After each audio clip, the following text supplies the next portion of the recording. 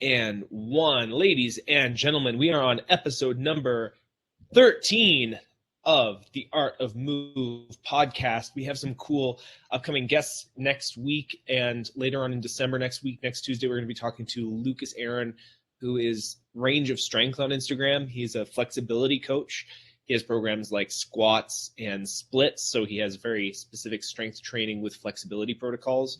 We're going to talk to him about what role flexibility and strength in flexibility has in functional movement and some of his movement philosophies, and see how we can integrate it with some of the other things that we've talked about. And in this episode, what I'd like to kind of cover with Will today, I'm Anthony Manuel and Dr. William Raybar. We're both out here in the Canadian Rockies. Every episode we try to bring together a bunch of really good ideas to try and find that grand unified theory of how human beings are supposed to move, train, and be in their own body so that we can exist pain-free and optimally. And so we can move well. How is the human body meant to move? And based on that, how are we meant to train? How are we meant to kind of live physically? So that's kind of what we're doing today. We're going to be exploring the idea of tissue adaptation in specific contexts of proper biomechanical patterns. This episode was almost inspired. Well, it was inspired a little bit. We had a conversation with Keegan from ATG a little bit. We had some technical issues and we had to reschedule. And one of the main points of conversation that Keegan and Will and I were kind of talking about was this idea of prioritizing tissue adaptation versus prioritizing good biomechanical patterns. And we're going to explore this idea that your biomechanical patterns should be the first order priority over pretty much anything else. And it was also kind of inspired by this tweet that I saw this morning by Kyle Goodell. I'm sorry if I mispronounced your name there, but it's _ K Goda. Stronger does not equal better unless you're talking about inside ankle bone high and back chain dominant integrity. So, for people who are just joining the podcast for the first time, inside ankle bone high is kind of this position of your ankle so that promotes good foot biomechanics and prevents like improper bone alignment for when you're walking, and will basically reduce the rate of injury. That's sort of the 12-second version of something that we spent over 3 podcast episodes lasting almost 2 hours each explaining. And then back chain and dominant integrity. Back chain dominant is just like if your ribs are slightly ahead of your hips, and then your whole posterior chain from the top of your head to the bottom of your ankles, you're more dominant in your back chain, driving you forward, right? So this is a very obviously, this is a Goda coach talking about how stronger is not always better. Goda talks a lot about how you shouldn't strength train, you shouldn't lift. You shouldn't strength train in the conventional way, where you shouldn't be doing presses, you shouldn't be lifting stuff off the ground, you shouldn't be doing heels down training, as in like heavy squats and things, because it sort of neurologically predisposes you to unfavorable positions in your gait cycle, and it will de-pattern you. It will make you have poor biomechanical patterns, which cause injury in the long term, right? So stronger does not equal better unless you're talking about inside ankle bone high and back chain dominant integrity. We're going to talk about that, talk about whether or not that's completely, totally true, if it's universally true.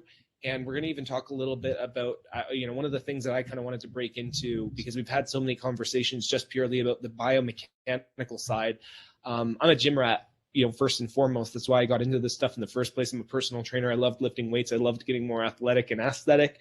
So I wanted to start talking a little bit about, while respecting these natural laws and these biomechanical consistencies within the human body, how can we start thinking about training that to be more athletic, to be more in integrity with not only the biomechanical patterns, but also put on some muscle, have that sort of aesthetic look that is associated with higher social status. And,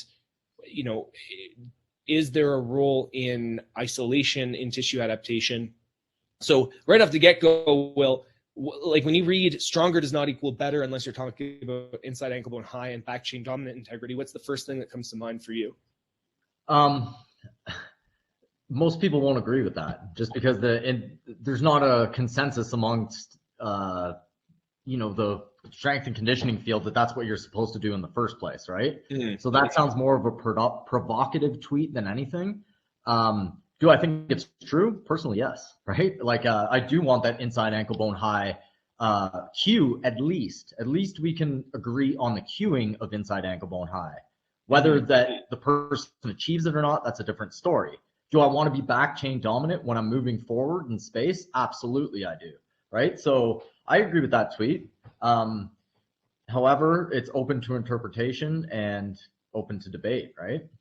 Yeah. And I mean, like, the context is obviously important. You're not going to tell someone that, like, who is a competitive Olympic weightlifter that, you know, stronger isn't better unless you're back chain dominance and inside ankle bone high, right? Like but I think specific to, like you said, it's more of a provocative tweet. Obviously, it's very provocative. It's sort of saying that, like, my interpretation of that assertion is that, hey, you know, your emphasis on muscular development, on strength development, on, you know, core training, on all these things that are kind of these mainstream first order priorities with people's goals. It's like the subtext of that I'm seeing is that people's goals are misguided, and that people should be focusing more on the structural integrity of what promotes good biomechanics, right? So that inside ankle bone high and back chain dominant integrity, it's you know, I think you can train inside ankle bone high because I have been, you know, like, I've been doing slant board work and driving into my feet more and actively thinking about it and conditioning my feet so that my inside ankle bone stays high. And it's funny, I switched to some zero drop minimalist shoes recently and just kind of like did a postural analysis and looked at my ankles, and just switching from a set of Vans to a set of barefoot feet or like minimalist shoes, my inside ankle bone drops significantly more without that extra supportive footwear, right? So it's been really interesting to see. It's like, okay, so like, these are things that you do have to train, and you have to practice, and you have to dial in if you want it to be a part of your default structure. And in that sense, it's like, if you and you know, I showed you some slow motion video of me sprinting, and when I start sprinting at full speed, my ankle will collapse or my foot will pronate to get that extra push. Which doesn't happen when I'm jogging or when I'm running. I think I start to lose it after 7 miles per hour or whatever it happens to be. But like, I start to lose it after, you know, a fast paced jog, and I start breaking out into a sprint. I'll lose that inside ankle bone high integrity, right? So there is a place to, because these are, and again, like, if you're not familiar with the language that we're using in this episode, the last 12 episodes that we did were all about what these principles mean and what the actual proper structure and patterns that you should be following to have good gait patterns specifically. And, you know, one of the cornerstones of what we're talking about is the idea that the biomechanical function of the human body is to stand, walk, run, and throw, with walking and running being like the first order of priority, right? That's you know, I like a guy like Naudi Aguilar from Functional Patterns would also say that that's like you know, it's his Functional Patterns core 4. A system like Goda would say that your gait above anything else is important, to the point where it's like, don't do conventional weightlifting at all. I know some of the athletic development, they'll still train pushing movements. They still do bench presses and push-ups and pull-ups and different things. And a lot of Goda guys are really fond of these sort of calisthenic pushing and pulling movements, even though they don't necessarily jive with some of these rotary models or the spiral dynamics of joints, which I find interesting. I'd love to talk about Gary and Ricky about that specifically, because I don't know how, you know, if you're looking at the spiral mechanics of a joint and you're training your lower body that way, and you're looking at this pivot system of the lower body, but you're not looking at that at the upper body at all. I don't know why you would necessarily make that distinction. So, yeah. So it really comes down to, is biomechanics the most important thing? What is more important? Is it tissue adaptation? Is it how you're moving in space, biomechanics? With regards to walking and running, that's what I believe, right? That's my Northern Star. I want to get myself better at that as a baseline, and always work towards that. Even when I'm 80, I figure that's going to be my baseline, right? Then I can move into more complex motions from there. But no matter what, even an office worker is taking around 10,000 steps a day. So to me, it's obviously the priority. Now, someone could debate that, no, it's actually tissue. Your tissues are weak, and that's what's, injuring you or making you age. So it's not so much you're moving incorrectly, it's that your tissues aren't strong enough. I think an ATG system would say something like this, right? Or somewhat functional range conditioning would also say that, but more on like the joint end of it, that your joints aren't moving the way that they're designed to move.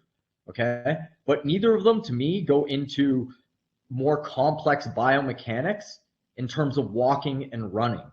Okay. And for the longest time, there was the claim that nobody got this. Like, it's almost impossible to know because there's so many variables and people just walk and run so differently that there's no way to get a grasp of this.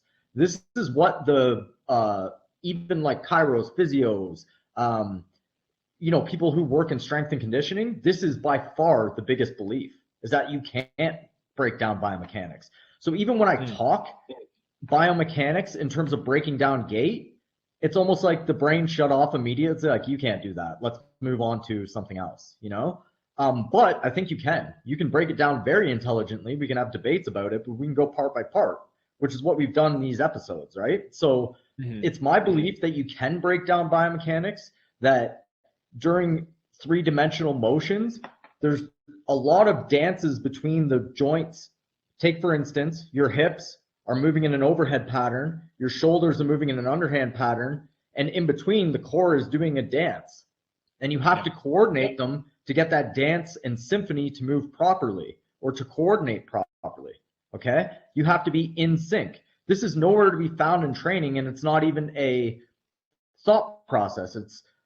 That is more specialized stuff specific to the sport, but we're not training that. We just need to train the tissues, and then eventually the tissues will have the capacity to do that.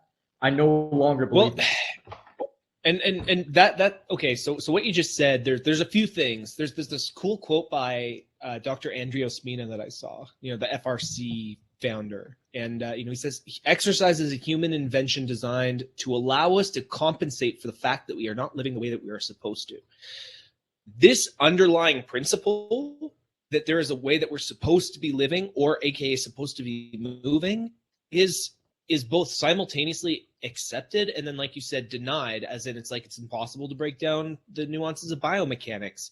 But there's also an acknowledgement that we are supposed to move a certain way, whether you believe in evolution or intelligent design. Either one of those presuppose this idea that every part of our body is a feature, not a flaw. It's a function, not a flaw, right? It's not a glitch in the system that we have to kind of hack our way around or program around. It's like every part of our body, it exists for a reason and has its own pre-designed or evolved function, right? And I think that approach, looking at it from like, this is, you talk about using first principles approaches a lot, where, okay, well, what is the first principle? The first principle in my mind is like, how are we supposed to move? Like, why is our body the way it is? And how is it supposed to function? Like, what are the actual functions of each part of this body? And then, even moving further back, forget the each part element, because like you just said, our body exists as a chain, as a unified whole. It's not a collection of parts, right? This is the issue of, I was very, very obsessed with nutrition science for a long time.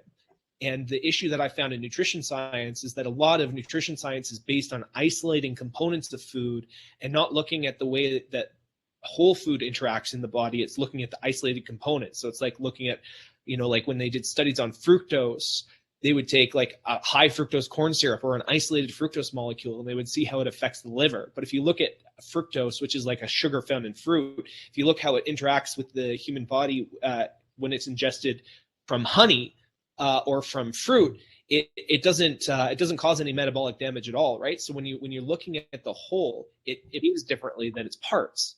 What I'm seeing is that we're talking about trying to break down the human body into parts, and then like that tissue conditioning thing where it's like, oh, well, your tissues just aren't strong enough to deal with the stressors of what's happening, right? Well, again, this is the idea of training as a human intervention to make up for other issues. There are issues in the way that we sit, in the way that we train, in the footwear that we use, and the lack of activity that our like modern lives sort of create, that we have to sort of do interventional work to correct, right? So, like I sit in a chair a lot for work. I do a lot of graphic design. I do some web design, and I'm sitting in a chair a lot. And I have to do work to reverse some of the tissue adhesions that come from having my hips and my back sitting in this 90-degree angle for hours at a time. That makes sense to me. So, if there are tissue imbalances caused by unnatural patterns, then I will do it. Like I will spend time, stretching out the fascia in my hip flexors, for example, to counterbalance, and I will spend time moving in the way that we're, quote, meant to be, and I'll spend time sitting on the floor, and I'll spend time in these other patterns and these other behaviors. But, the issue is when you start to treat the body as a collection of parts, you lose the understanding of the body as this unified whole. So with that in mind, I still do isolation work and I still train muscles for aesthetic purposes, but minimally compared to now how I'm training the body as a unified whole. I'm more likely to do pushing patterns with a sled or rotational work with a cable machine, while maybe like less than a third of my training is just, like a couple of sets to failure for training certain muscles just for muscle hypertrophy. Again, I would like to eliminate that if I could. I would like to have an optimal way to train hypertrophy and aesthetics without having to do conventional bodybuilding exercises. I don't know if there is one, because I have an extensive understanding of the science of hypertrophy. I don't know how I could emulate that in the style of like a pure kinetic chain, right?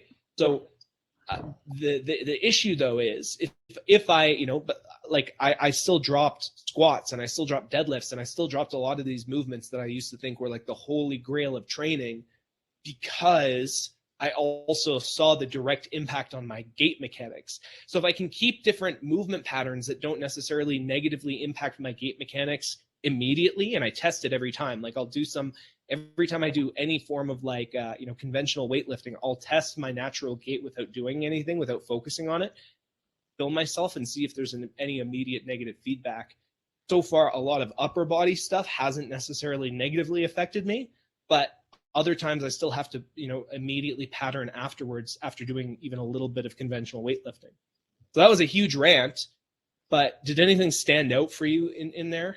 Yeah, there was a few things. Let's go with, basically, to me, you can't maximize both. You can do both. So it just depends how much time you have and how much energy you want to put into it. My goals at this point aren't aesthetic or hypertrophy. They have been in the past, but at this particular point, that's neither of my goals. So I haven't touched a gym in 2 years. Okay. I work out, or I shouldn't say I work out. I practice movement on a daily basis. Okay. I don't do it in a gym. I don't need a gym. Okay. And the way I work out is 5 minutes here, 5 minutes there. Think about this pattern and how I can integrate it into movement. Okay. So, I'm going above and beyond what most people are willing to do in terms of how to structure the workout. I'm working out 24/7, and that's like when I'm awake. That takes to another point where it's like your body doesn't care what your schedule is. Like, we evolved to move all day, a little bit, not aggressively for an hour. Okay. You can do that sometimes, and your body gives you the capacity to do it if you're healthy. But to do it day after day after day, it's just not how we were designed to go hard 1 hour, sit the rest of the day, and recover. Okay. Like, it's just, your body doesn't care what your schedule is the point. Okay. So if you want to go back to more natural style of training, it has to be done less intensely, multiple times per day, or should be done that way.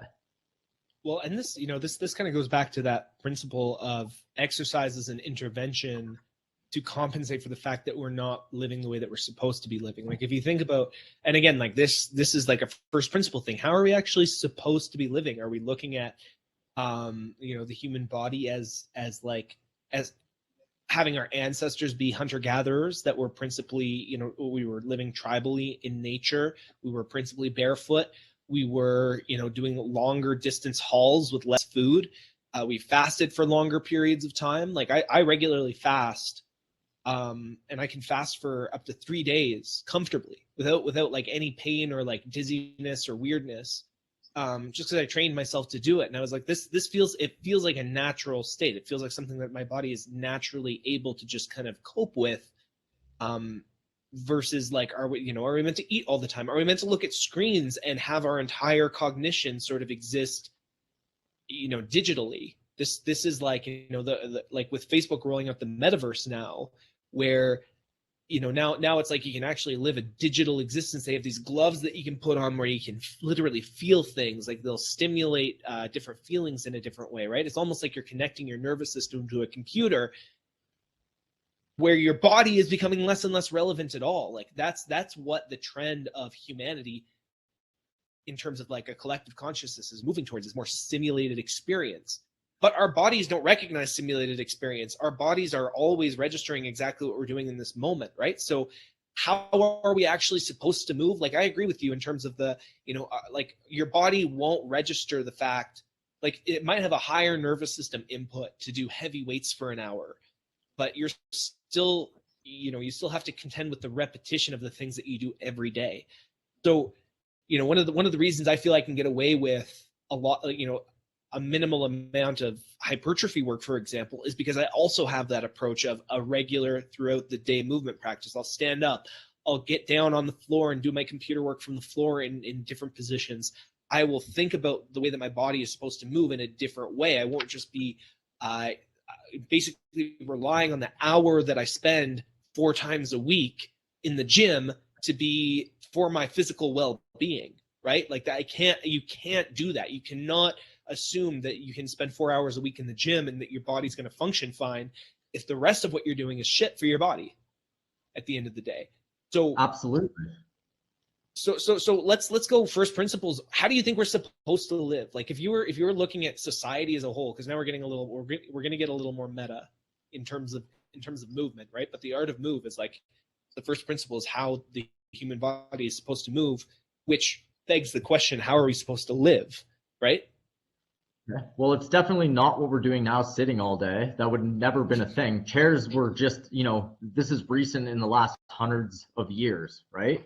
You would have been squatting, even in, in Asia and a lot of Eastern Europe, people will squat still, okay? And that keeps your hips somewhat healthy and keeps you in ranges of motion, which I believe resting on the ground is how animals naturally rest. You get your should I say movement nutrient, the just shutting down your body and having everything in its full range of motion, like I am right now. I'm kneeling instead of sitting, right? So my hips are going in a full kind of like squat when I'm kneeling in side-up position, right? So to me, I just added in an extra, we're going to be here for an hour and a half. I just added in an extra hour and a half of a good resting position versus a sitting position, which is going to make me tight. This is kind of how I integrate things. At the office, when I'm working on patients, I'll be in a bow position with my leg all the time. I'll try to mimic good resting postures as I'm working. So there, again, I'm adding in another 4 or 5 hours of positive motion to my body, okay? Instead of sitting, again, I just replaced what I'm doing. The lack of movement is really the problem, okay? And that's why I said earlier that basically you should be moving a little bit all day. If you could add in, a size-up position, just kneeling on your chair for an hour a day, that's going to make a difference, right? Going in the positive direction. I like what Kelly Starrett used to say. Make a better decision. So you have a decision in the moment. Do I sit for the next 2 hours? Do I sit on my feet? Kneel in size-up position. One's going to be better than the other. One's going to have a better outcome after a year. So you have to start integrating things in your life like that. So how we were supposed to live, again, is more movement throughout the day and interlacing different resting positions on the ground as a baseline. Right. So that's a good baseline, right? Yeah. So that's how we're meant to rest. Yeah. But in terms of an actual lifestyle, like obviously, like we're not meant to sit all day. Yeah. Are you here's a question. Are you basing how we're meant to live on like indigenous tribes and hunter-gatherer principles? Absolutely. How I would live in nature if I was, able to do that, right? So in the Mm. morning, I'll go for a barefoot walk in the summer, of course. In the winter, can't really do it right now. Go for a barefoot walk in the morning, nice and easy. I'm not trying to do anything too crazy. Maybe I'll grab a rope and just rope in a simple figure eight pattern, looking at the sunrise or in the morning anyway, right? And I'll get that done while I walk my dogs. Okay, so there's 5 minutes of really easy movement, getting my whole body into it. I might do a little bit of shadow boxing, dancing, something along those lines that isn't really going to spike my nervous system too much. I'll go to work. While I work, I'm trying to be in good positions. I know I'm, compromised sometimes, and it's not naturally how I would do things, right? Staying in the same position for 15 minutes sometimes, but I try to maximize that. Then I'll come home at lunch, usually go for a little walk or run, 2-3 kilometers, nothing major. Again, I might do a little bit of coordination work while I'm doing that, breathing exercises. In the evening, I might do something a little bit more intense like boxing or, a longer run, sprinting, something along those lines, or a martial arts move that I want to work on. Okay. And that's how I work out. I don't ever go to a gym. I don't ever lift weight anymore. I might do some mace bell swinging with 10-pound mace bell, something along those lines. But it's pretty much all locomotion and all movement-based practice all day, interspersed throughout the day with very little intensity, maybe 20 minutes once a day.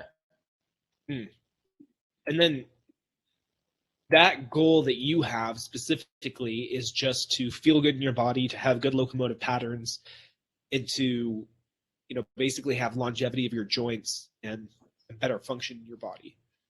Well, I want to be athletic too. Like, don't get me wrong. I'm still running up mountains. I'm trying to like beat my time every time. I'm running down steep terrain. You know how it is out here. It's rough, right? Like, I'm always out in the forest barefoot, so like you have to be athletic. Your tissues have to adapt. My tissues are strong. Like, I haven't been injured in a long time. And I'm, skiing, I'm jumping off whatever height, 15, 20 feet, doing things like that, skiing at fast speeds. Running full tilt downhill, doing things like that. So basically my tissues are very conditioned, and I've done no weightlifting. I've done no actual physical work in the gym to make them that way. Yet they're still resilient because I prioritize the biomechanics. And to me, that's like an 80-20, right? I don't ever get into compromised positions. I shouldn't say that. The amount that I get into compromised positions has lowered significantly since I've trained how to move properly. Okay. And this is down to a T. I'm training the balance. I'm training quick feet. I'm training how to have my head over my foot. What happens when I slip, how to roll out of a slip. Things like that are real life motions. Okay. So yeah, that's a little bit of an insight on how I train, but, to give a little bit more nuance, the maneuvers that I'm training are very complicated. Okay, I'm doing 360 motions, trying to get my lower body and upper body to integrate. Basically, I'm experimenting all the time, right? So that gives me an edge where I'm working in that 20 minutes. I can get a lot done with complexity. So my 1 rep max is really getting complexity out of my motion, not lifting. So you heavy. talk, and I want people to think about that too when they hear that.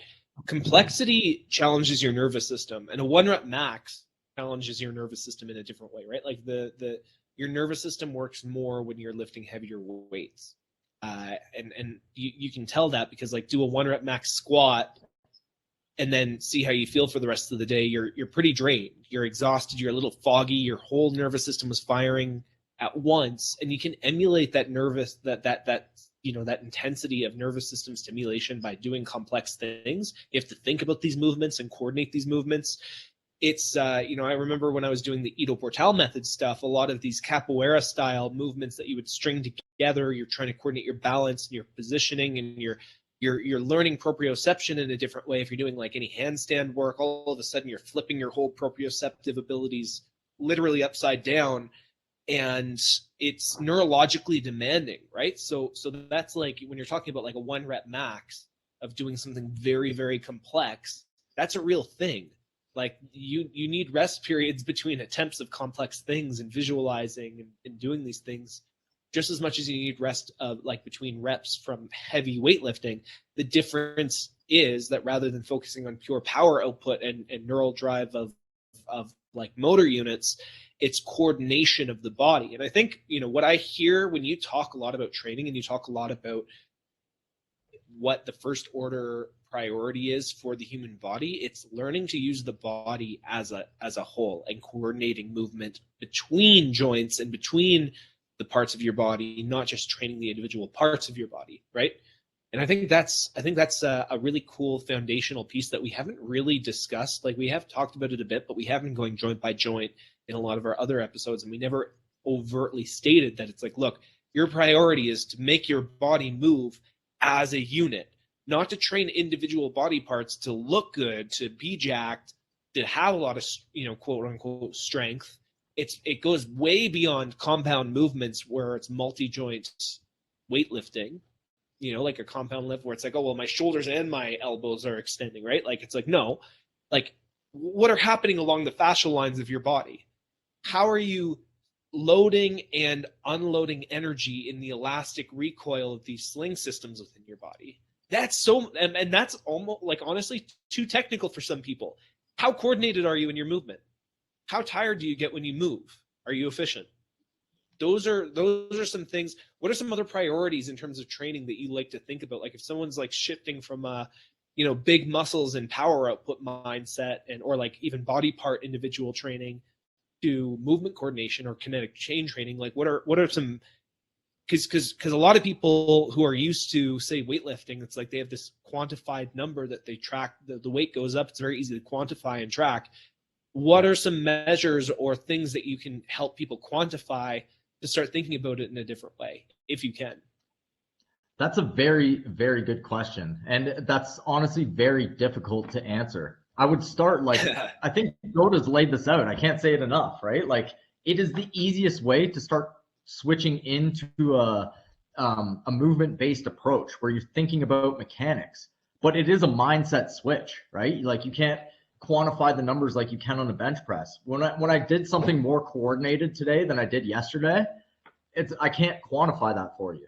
You know, like it's just not possible. I can't even explain it to people a lot of the times, right?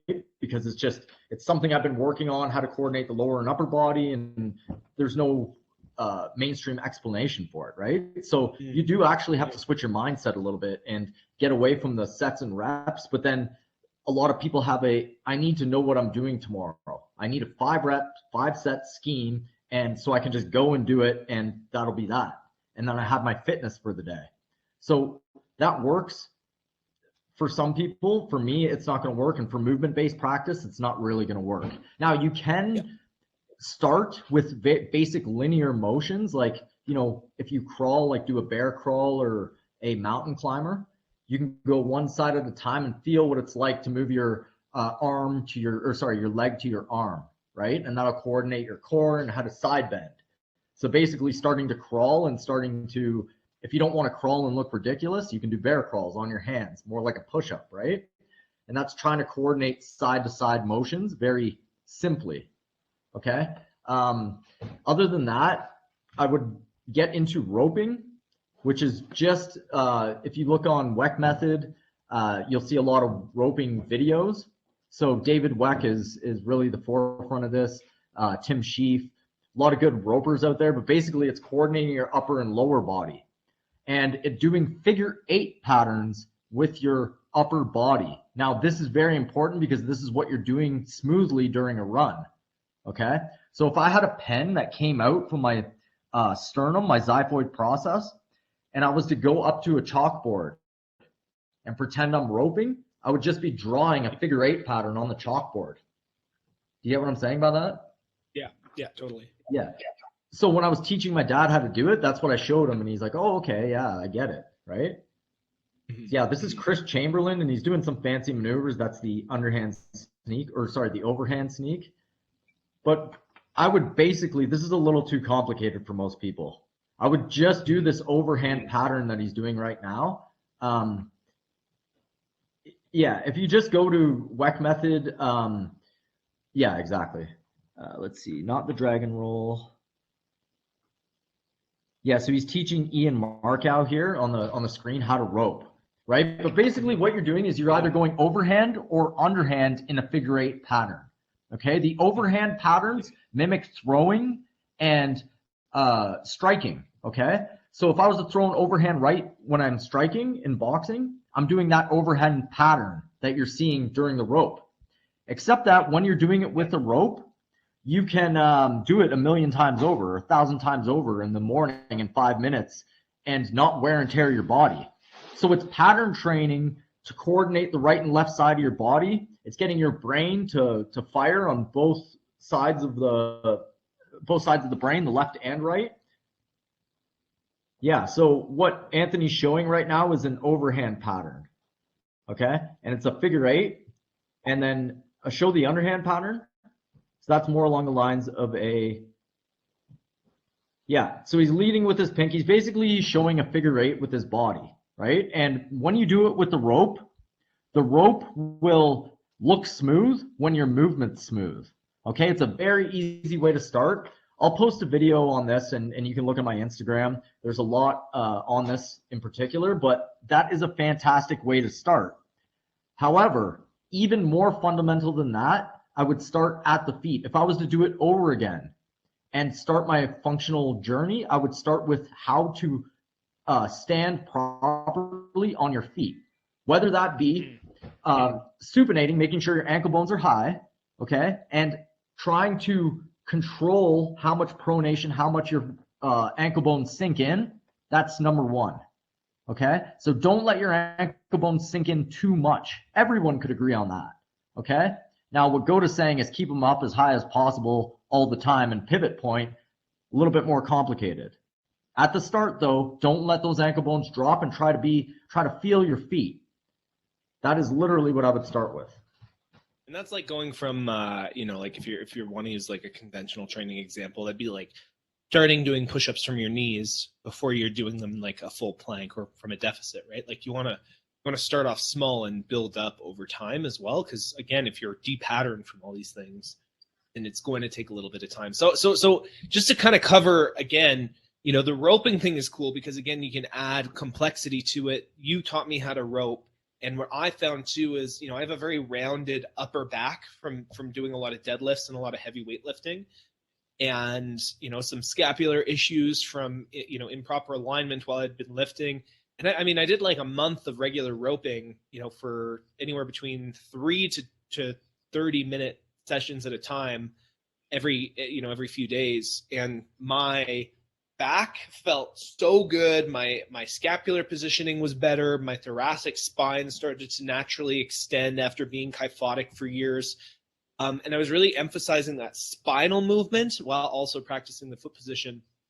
And again, it's this idea that coordinated movement in patterns that support the way that our bodies are supposed to move will put you in these favorable situations where you don't have to outwardly train the tissues to reverse damage. Like it's so the reason why biomechanics could be a first principles priority, where you would almost want to prioritize it over tissue conditioning, is because it is in itself more naturally healing than just trying to like reverse the damage from, hammering away at individual tissues. Not to say that, for example, if you have like major adhesions and major issues with certain tissues that are inhibiting you from moving in biomechanically sound ways, that you wouldn't want to isolate and do tissue specific work. But I think it's the context, right? So, the stronger, one of the original tweet was stronger does not equal better unless it is inside ankle bone high and back chain dominant. I would also say that stronger is not always better because strength is often associated with decreases in mobility. We talked a lot about that in our spinal engine situation, where it's like you can have like the strongest core in the world, But what that means is if your core is too strong, then you've lost spinal mobility, and now your spine can't undulate in the way that it's supposed to, and your other joints are going to compensate. You're going to cause more wear and tear on your joints because you have a stronger core. What a concept, right? Like that's like so against, I like go on Instagram right now and try to find anyone talking about how overtraining your core is going to be bad for your spinal undulation. You're not going to fucking find it, right? No, the thought process is the opposite. And we can go like, let's look at that tweet a little bit, because could you repeat it again? Yeah.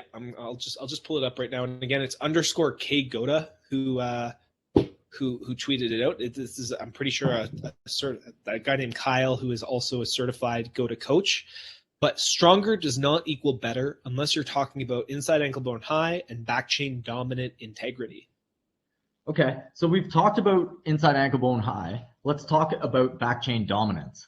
This is literally the most low-hanging fruit I've seen, especially after evaluating people with this lens in the chiropractic world. Everybody is front chain dominant, almost everybody. It's rare to see someone with nice back chain dominance, having the butt behind the rib cage and a slight forward lean. It's rare, because my prediction here, or my hypothesis, is that sitting doesn't promote it. Almost everybody's sitting. And regular gym culture, most lifting does not promote having a good back chain dominance. Okay, so again, that's butt behind rib cage, and it's as simple as this.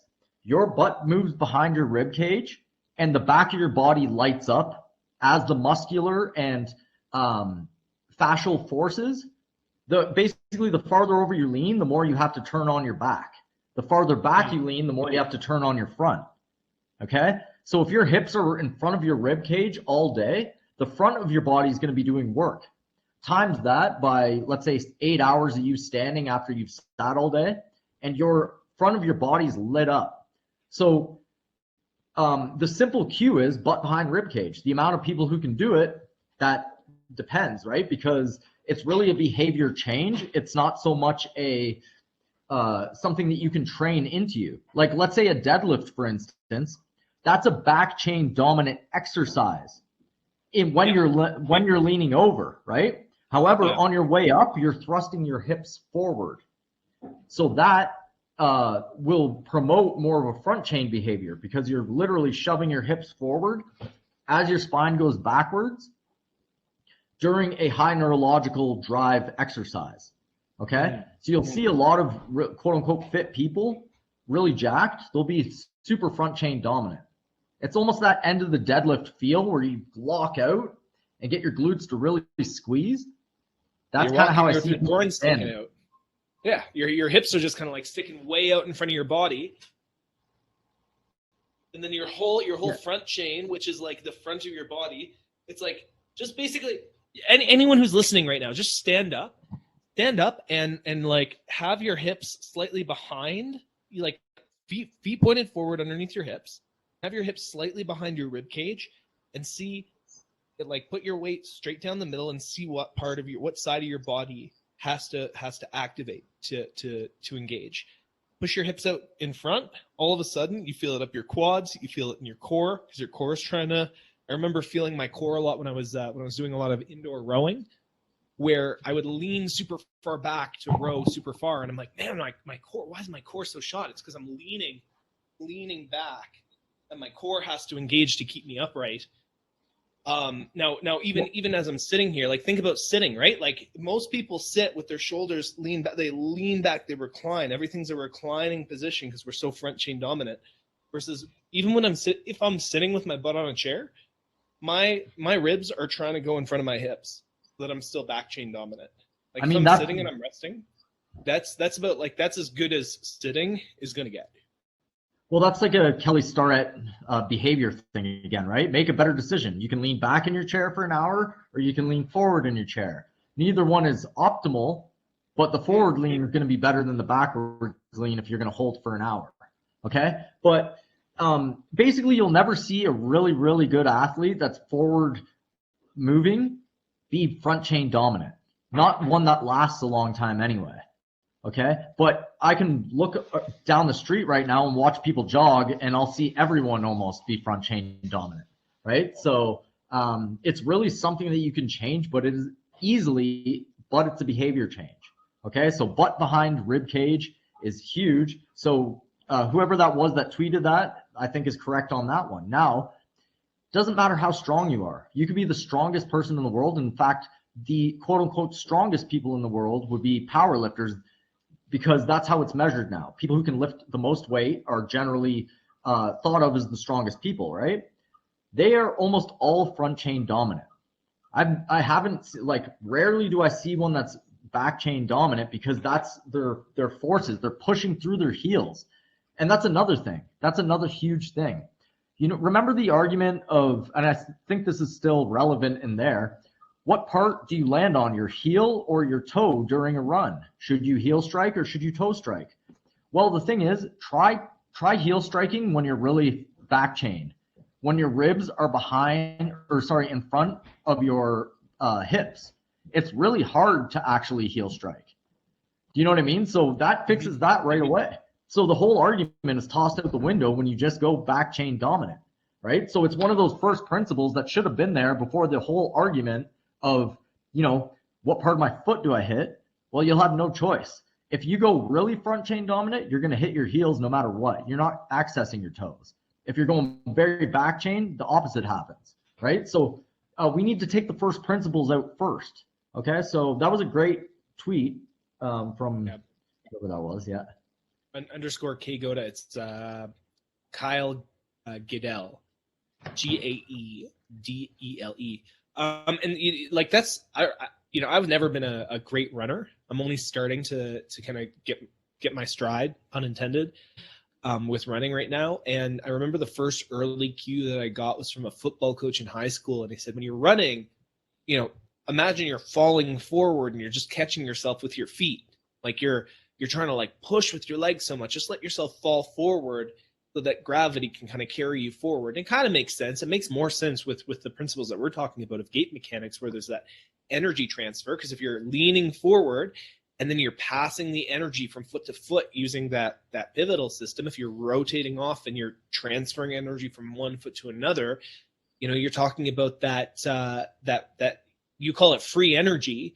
It's just the momentum of you kind of, if you lean too far forward, you'll fall over and then you have to catch yourself. If you're catching yourself and then, sort of letting that energy transfer off your foot and going on to the next part, then it'll feel like you're using a lot less energy. That's the whole idea of efficiency, right? You're using whatever force is pulling you down towards the ground if you lean too far forward, and you're catching yourself and you're transferring that force behind you and to propel yourself forward, right? And that's just basic, like that's just energy efficiency. You'll be more efficient if you're falling forward than if you're falling backward, as in back chain dominance, you're falling forward, front chain dominance. Like try to push your hips super, super far back. Eventually you're going to fall down backwards, right? Wouldn't you rather be falling forwards if you're trying to move forwards? Well, it's an interesting question. And that cue that you just said, where you're falling forward, that's kind of a hit or miss, right? You're definitely going to promote back chain dominance, but you don't want to go too far forward, as you mentioned, because you want to be in your columns or head over your foot, right? Now, if you're going super fast and you have to accelerate, your head's going to be slightly in front of your foot, right? But as you equalize your running, it should be more you're in your columns, head over your foot, passing energy from one side to the other. Usain Bolt is doing it correctly. I understand he has the scoliosis, but you'll watch his upper body and it waves back and forth. This is what happens with a lot of good athletes, and it becomes more important as you move three-dimensionally. Okay, so that's great stuff there. I think what we could really get into is what he means by strength, right? Like there's, I think a system like ATG would say that your tissue strength is above your biomechanics. Like biomechanics are secondary to how strong your tissues are, because no matter what, if you don't have the tissue capacity for a high-end sport where you have to sprint at full tilt, it doesn't matter how good your mechanics are, right? To some degree, that's true, because, you do need some sort of tissue resiliency. However, well, it's a chicken or the egg thing, right? Because like you're also talking about, like, you need the tissue integrity and the tissue strength to even get into these biomechanically sound positions. Yeah, but it's also the stop the bleeding argument where why do we need all this strong tissue if you're just bleeding out and moving incorrectly and promoting positions that could have higher chance of injury than others, right? So it's the importance of biomechanics hasn't really been addressed, I think, in terms of walking and running to injury because nobody's had a coherent map of how to do it. Okay, there's no agreed upon coherent map of how to run or even walk. The ones that are out there right now are ultra basic linear models that, I mean, I can throw 3/4 of them. I don't even look at them anymore. There are some decent ones out there pushing a little bit of farther idea, but I think, again, go to WAC method. From what I've seen of functional patterns, these are great systems that promote running and walking, okay, as the most important element of human nature, basically, right? Yeah. So yeah, back to the argument of the actual tissue strength, though. Okay, so like an ATG would say, we need to make the tissues as long and as strong as possible. Okay, so that no matter what range you're in, you'll be good to go, right? It doesn't matter if you have slightly off biomechanics because the tissue is going to be so resilient that it'll have the chance to have the force or the strength to absorb the forces that you'll put through it. Doesn't matter if you have good biomechanics if you don't have the strength to enforce that tissue tolerance. Okay, so that's the argument I think presented there. Where an FRC would say functional range conditioning is more about the joint capsules. If your joint capsules don't have the motion in there, it's not going to neurologically let the muscle lengthen in the first place. So you're just going to be working against yourself. The muscles will tighten back up because it's neurologically stopping you from going in a higher range of motion. Okay, where GOTA would say, or more of a biomechanical approach would say, well, we have to get the biomechanics correct first, and then we can start loading it. And loading it within the biomechanics that we believe to be correct in walking and running. I'm more along the lines of that camp now. However, in theory, right now, this just doesn't make sense because there's no model for it. In practice, I'm getting major gains in my movement, so I'm going to keep going with that. And again, like this is with the idea of a movement prioritized goal, right? If your goals are pure hypertrophy or even like performance in gymnastics, for example, like gymnastics requires extreme end range length, and most of gymnastics does not honor the biomechanical principles of the way the human body is supposed to move, right? So a lot of these things, a lot of these sports, like, I mean, Naudi Aguilar of functional patterns, we talk about him a lot because he's like, I think of functional patterns, WEC method, and GOTA of like the holy trinity of people who are counter fitness culture, right? And Naudi Aguilar will be like, I'm not going to fucking play tennis, bro. Like, I'm not going to play sports because it's going to do biomechanical damage to my body. Like, I'm going to be putting myself in these unfavorable positions, creating imbalances, and like people who say these things are fun are stupid because they're creating dysfunction in their body. So I'm not going to do any like things that people say are fun, like playing soccer or playing whatever sport that's causing this dysfunction. It's not worth it to him, right? However, it is worth it to some people, right? Like even weightlifting for some people, like powerlifting is the most ridiculous sport in the world. The amount of food that you have to eat, the amount of suffering that you put your body through. Almost every power lifter that has powerlifted has had, it's like an 100% injury rate. Someone has had a major injury along the way, and long term, like, you're screwed. Like, look at Ronnie Coleman, who is a bodybuilder, in the hospital in a wheelchair after doing 800-pound squats in his 20s and 30s, right? On how, God knows how many steroids. Like, there are consequences to anything, right? At the end of the day, you kind of have to look at it. But I think what a lot of people do is they kind of delude themselves into thinking that the sport that they're doing or the training that they're doing is not causing biomechanical damage and is actually helping them. That's the even bigger delusion. I was delusional in thinking that weightlifting, for example, was helping my body.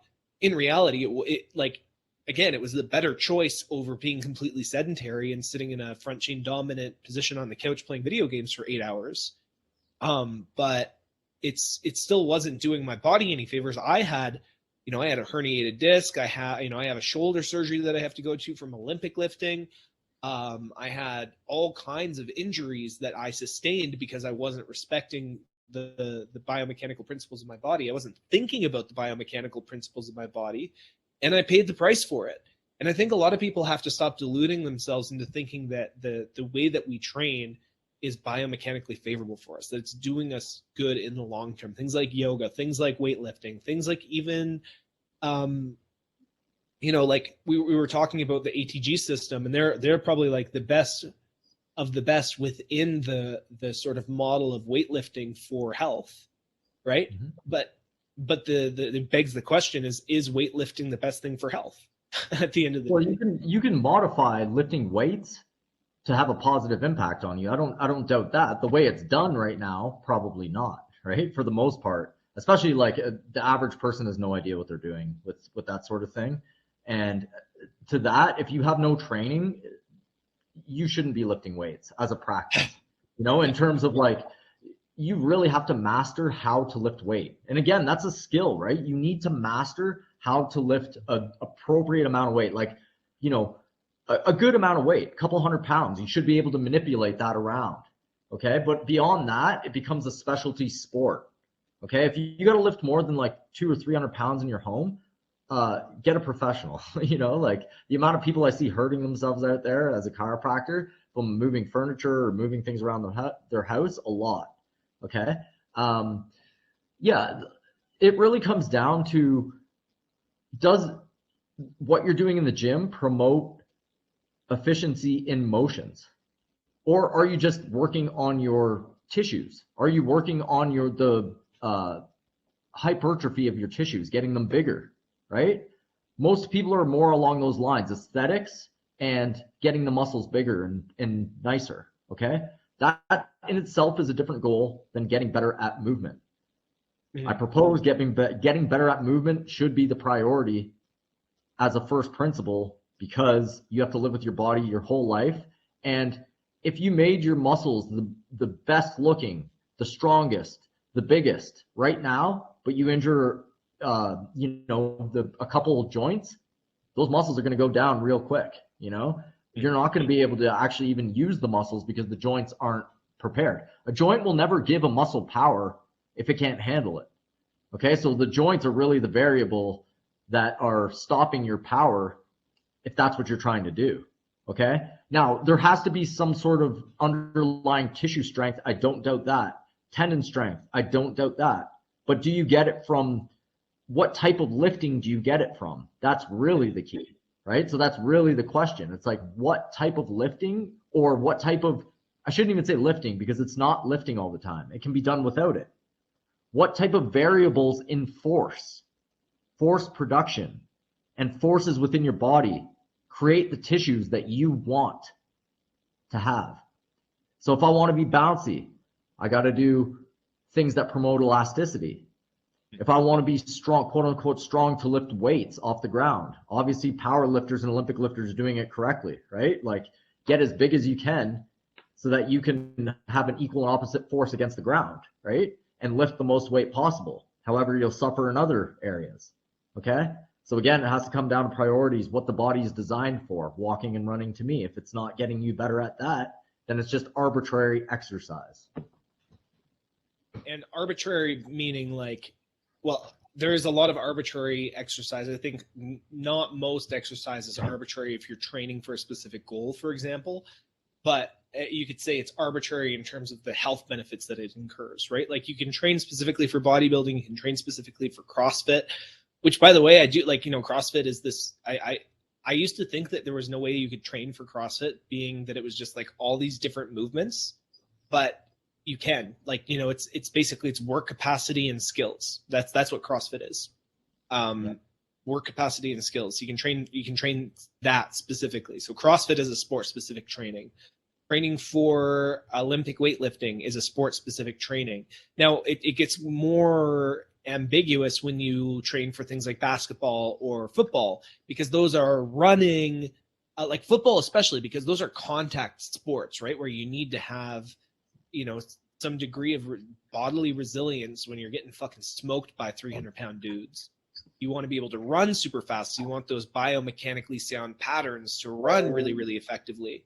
But you also want the tissue resilience that if you get knocked on your ass and you're being banged around, you don't want your body to just snap under that pressure, right? Like you want to have resilience in that sense. Now the question is, can you build that resilience and that strength and that tissue demand using biomechanically sound patterns? I think so, probably. I mean, like if you think about what even like you see those big push pads for football where they're pushing against.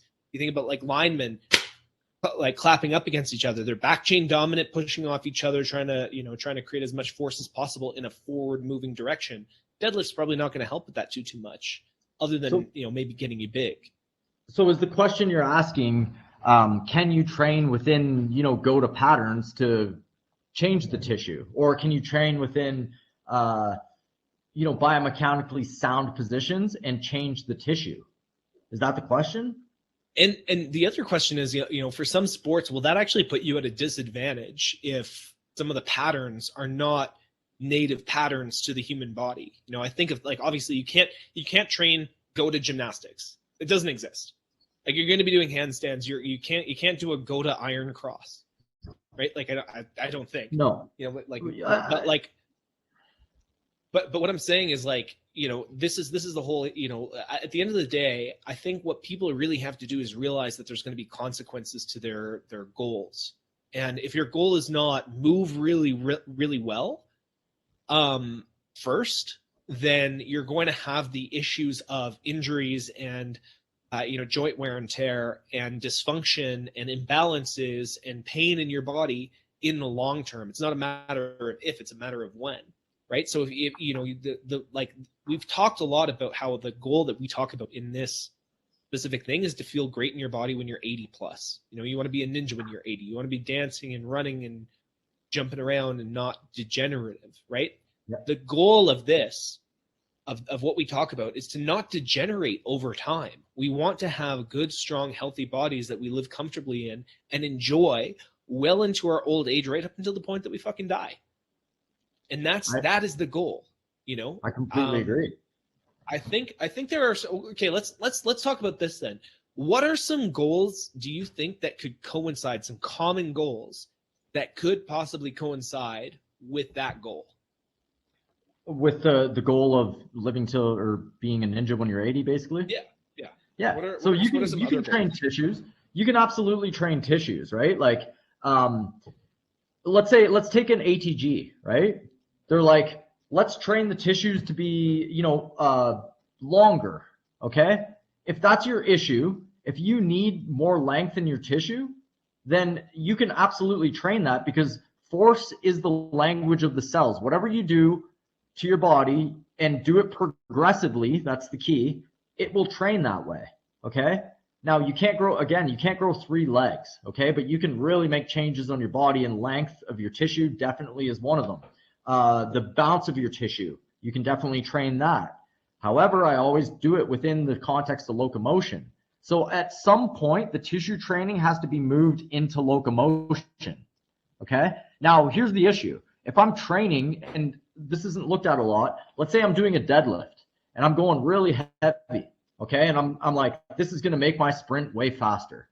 Okay. And I lift that heavy deadlift. My nervous system is on its highest. I'm driving through my heels for the most part. Okay. And my hips are accelerating forward. My spine's accelerating backwards. I'm now teaching my body that that's what to do during a high nervous system scenario, during a fight or flight scenario. Okay. So what am I going to do when my foot hits the ground? I'm going to promote power into my heel, which I don't want. I actually want to promote power into my forefoot and be as smooth as possible with that. Okay. So to me, do I take the time to deadlift that heavy weight, or do I take the time to promote patterns within that forefoot strike with inside ankle bone high? I'll take the forefoot strike, the inside ankle bone high any day right now over the heavy deadlift. However, to each his own, because my goal is different than another person's, right? I think there are some goals that could really coincide well with this gait patterning specific thing. I always think about a lot of sprinters have phenomenal bodies. You know, like you see a lot of sprinters, and they're naturally anabolic. They have like the best hamstrings and glutes of any athlete, because obviously it's very specific, but they also have great abs. Like their core looks fucking phenomenal because they, you know, that rotational force that they're generating through their core is also promoting a really good looking core. It's great for fat loss. You know, it's the stimulus that you're providing when you're sprinting. And if you're working on good biomechanics so that you sprint better, and then you're practicing sprinting, like again, like here's a cool goal. If you have aesthetic goals, then get really good at sprinting. Yeah, Like, you got to be careful with that one though, because most people should not be sprinting fast right off the get-go. It's kind of like a squat. Most people. well, yeah, but that's like saying, you know, it's the build-up principle, right? Like you're not going to go off being Usain Bolt right away, but it's like that's what I'm saying. It's like if you have an aesthetic goal, then have the goal to be a good sprinter. Have like be a technically sound, good sprinter, and develop the tissue strength to sprint right off the get-go. Like eliminate your imbalances, get your gait patternings right, and then sprint like a motherfucker. And your body, you will lose. You like if for fat loss, you will lose fat if you are eating, you know, properly to fuel your exercise. Your muscles will develop extremely well because the amount of force production that you produce, especially as you get better at sprinting becomes harder. Like the better of a sprinter you are, the more force output that you're putting, the harder it is on your body and the more adaptation that it forces. Right? There's obviously a cap for everything here, but like if you want to look good, if your goals are aesthetic, sprint. Because like your shoulders have to pump, and like every it's a full body thing working in that kinetic chain. Like build yourself up to the point where you can sprint really well using these good gait pattern mechanics. That's one goal that I can think of. Do you want to be stronger? You want to have like a ton of strength? Like get really good at pushing a heavy sled. You know, like I think that's a really good one with arms extended, arms lower. You know, like you can easily build like quite a bit of muscle and strength in general, learning how to push a heavy sled, because that's force on the ground and propelling forward. So those are the two, you know, like the two main goals that I think of. Like most of the reason that people go to the gym is they want to look good, they want to have more muscle, or they want to have less fat. Some people want to, you know, go because their body's in pain and they want to work out so that they, you know, have more energy and stuff. But like you'll have more energy if your biomechanics are better. You're gonna have your body's gonna feel better if you're working on your biomechanics. Those are givens. It's more the other ones. Like you're not gonna look like a bodybuilder training this way, but you can still put on a ton of muscle training. Oh, absolutely. Yeah. No, I've never felt better since I've trained more in a biomechanical approach. Like I used to train weights a lot. You know that, and you did as well, right? And putting up pretty high numbers, especially for my body weight. But I was injured all the time. Okay. And I always felt like soreness. And when you feel that soreness, you're not apt to move the next day. You're recovering. You're in recovery mode. Your body wants to be still because it's just too sore to move from side to side. Your nervous system is kind of on guard for you. Well, while this is happening, there's a high amount of inflammation in your body, and you're eating all the best foods to counteract it. Why do it in the first place, right? So it's like the cyclical thing where you're doing it to get better aesthetics. You're doing it to get better, higher quality tissues is what it's promoted as, right? And then really at the end of the day, you're going to have to stop doing it probably at some point, or something different than lifting heavy weights. Okay. That's just the reality. In your 50s, you're going to have 20% of your friends doing it instead of 80%, right? In your 60s, it's going to be you and maybe one other person. But you can always work on your biomechanics to increase that efficiency for life. And by the time you get to an older age, you're going to be way ahead of the game. You're actually going to be able to build on skills. That's a different thing, right? Like it's also skills training to be biomechanically efficient and to understand biomechanics. You aren't so much skills training in weightlifting after you've learned how to do it. It's more just learning that particular skill, right? So I'm not saying in CrossFit that there isn't skill acquisition. There's so much, okay? So much. And same with weightlifting and what's the other one? powerlifting, right? There's skills to all of them, but they don't coincide with locomotion. And this is really interesting too, what you just said, about the skill acquisition thing.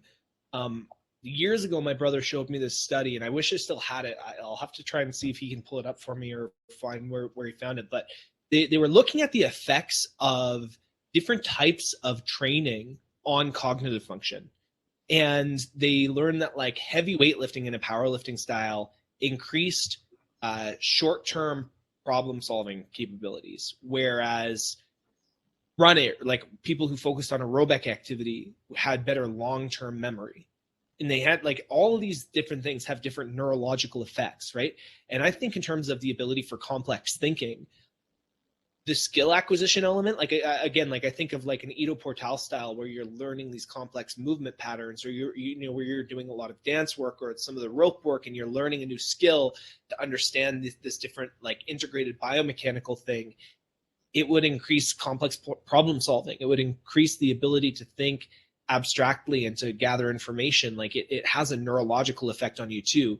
So you're not just counteracting, like if you focus on movement complexity and good biomechanics, and you're focusing on this integration, then you're also neurologically helping yourself out in the long run. It's not just your body that is, not going to degrade over time. It's also your mind, because you're stimulating your mind with doing these proper biomechanical movement patterns.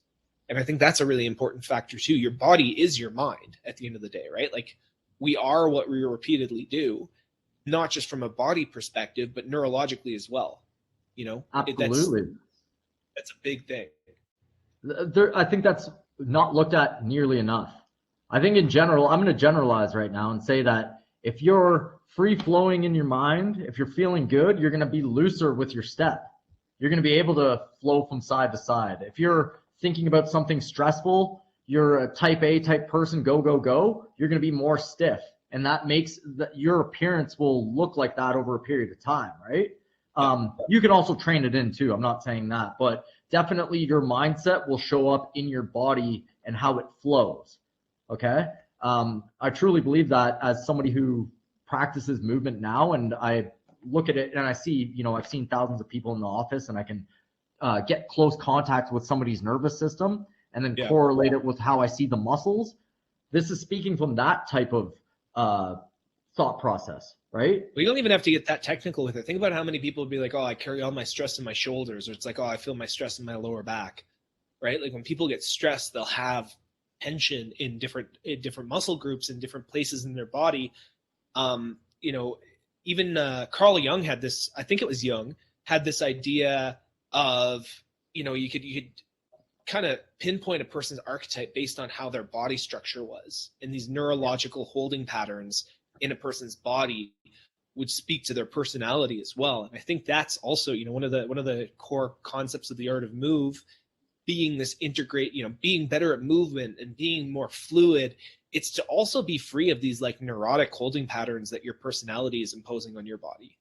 It's, I think that, my understanding of the things that we're talking about, it's like, it's obviously respecting natural law, but then it's also becoming free in your own body.